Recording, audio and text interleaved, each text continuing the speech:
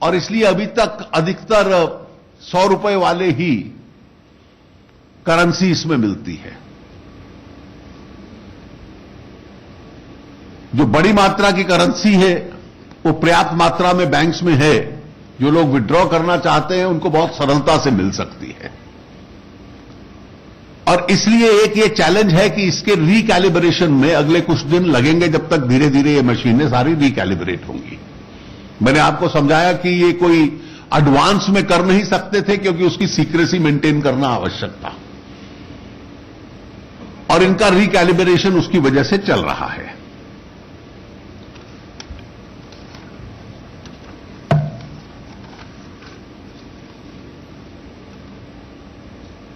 बहुत तरह तरह के राजनीतिक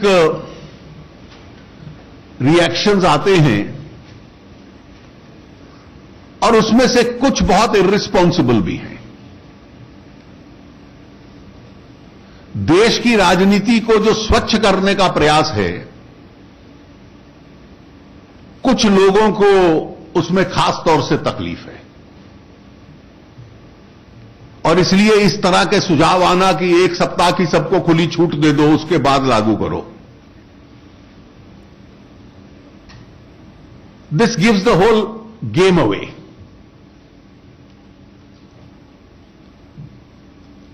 कांग्रेस पार्टी की तरफ से आज कहा गया कि हमारा पैसा है, हम लाइन में क्यों लगे।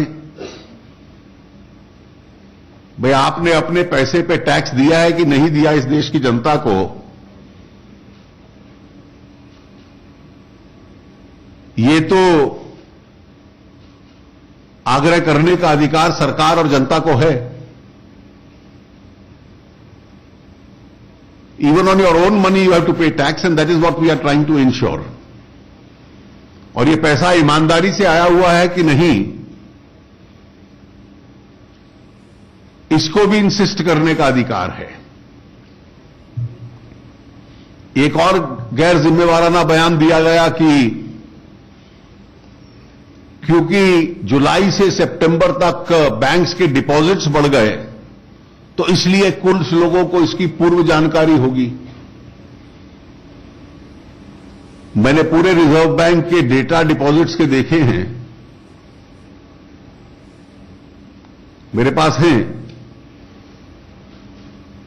पिछले एक वर्ष में केवल एक महीना डिपॉजिट्स में स्पाइक आया, वो सितंबर 2016 में। और सीरियसली विश्लेषण कर लेते तो उसका कारण बड़ा स्पष्ट था कि 31 अगस्त को पे कमीशन के एरियर्स रिलीज हुए थे, इसलिए आया।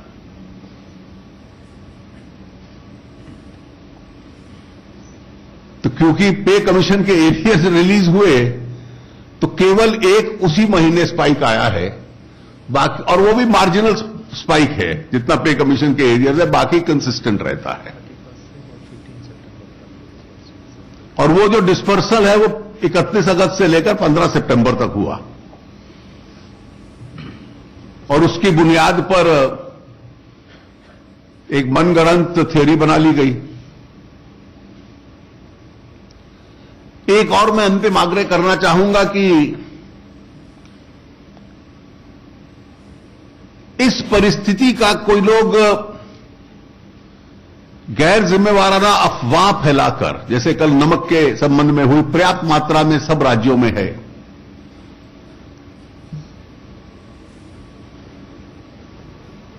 एक बात स्पष्ट है कि इस योजना का पूरा जो उद्देश्य है वो क्लीन ट्रांजैक्शंस हैं, क्लीन मनी है।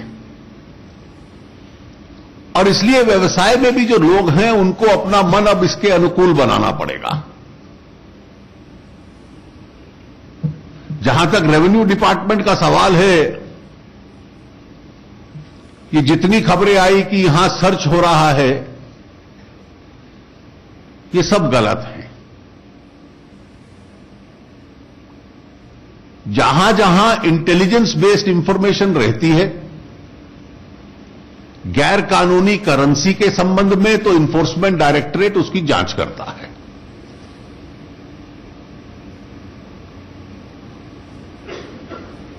जिनके संबंध में ये इंटेलिजेंस थी कि पुरानी करेंसी में गोल्ड ट्रांजैक्शंस कर रहे हैं, उनसे स्टॉक मांगा गया है, स्टॉक की डिटेल्स, या कुछ स्थानों पर सर्वे किया गया है।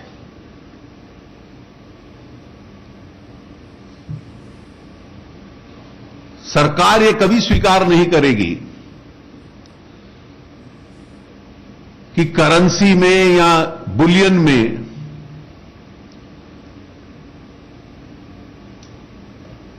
गैर कानूनी रूप से कोई ट्रांजैक्शंस हों, और निश्चित रूप से उस पर नजर रहेगी।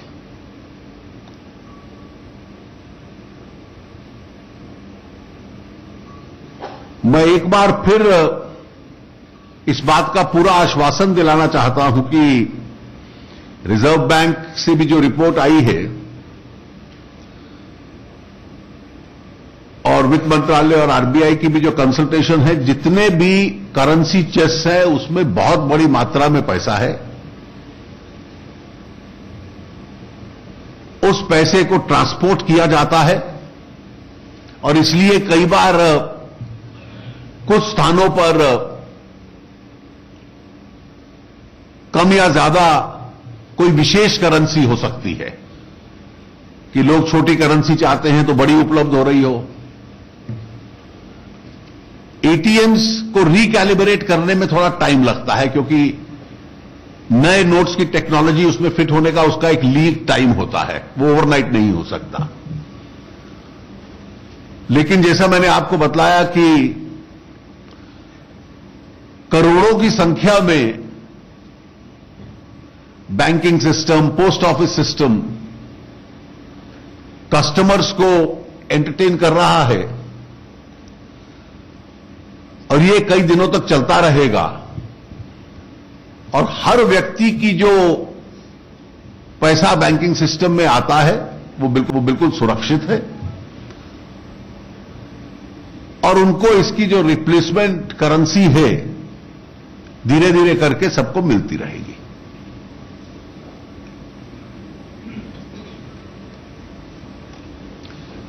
मैं ये भी अपील करना चाहूंगा कि इस नई व्यवस्था के दौरान, जो मैंने कहा कि जो व्यवसाय में लोग हैं, जो आम लोग भी हैं, अब धीरे धीरे अपना मन बनाएं कि जो भी इलेक्ट्रॉनिक मोड्स हैं, चेक का मोड है, डिजिटल मोड है, पेमेंट गेटवेज हैं, कार्ड्स हैं,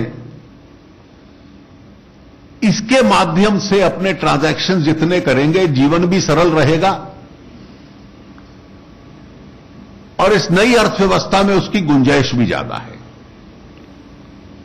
जहां पर